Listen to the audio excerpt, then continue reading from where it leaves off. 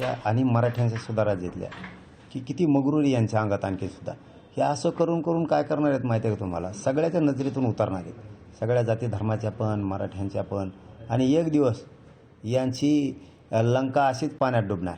100% सांगतो, यांच्या असल्या मगरुरीमुळं आणि मस्तीखोर वागणुकीमुळं यांची लंका 100% पाण्यात डुबणार आहे. हे सगळे लयाला जाणार आहेत, हे पाताळात डुबणार आहेत सगळे आणि लोक यांना डुबवणार आहेत, सोडत नाही त्यांना.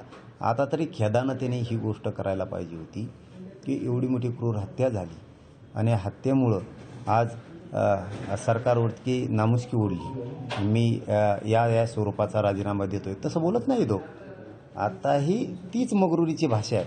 महा दुखत आहे म्हणून मी राजीनामा देतो आहे उपचारासाठी. पदाचा आणि उपचाराचा काय संबंध आहे? म्हणजे हे बरं झालं मुख्यमंत्री साहेबांनाही, फडणवीस साहेबांनाही कळालं ही इतकी मगरूर आणि माजरूड आहे म्हणून, आणि अजितदादांनाही कळलं आणि महाराष्ट्रातल्या मराठ्यांनाही कळणं गरजेचं होतं. म्हणजे इथून पुढं मराठी सावध राहून आता यांना मोठं करणार नाहीत. यांना किती मराठ्यांचा तिरस्कार आहे हेही मराठ्यांच्या लक्षात आलं आणि मराठ्यांना कळणं खूप गरजेचं होतं या गोष्टी. आता इथून पुढं जरा हातचा राखून मराठी काम करतील आणि यांना भेणार बी नाहीत आता मराठी. इथून पुढं भेणार बी नाही, भिवूसुद्धा नाही कुणी यांना.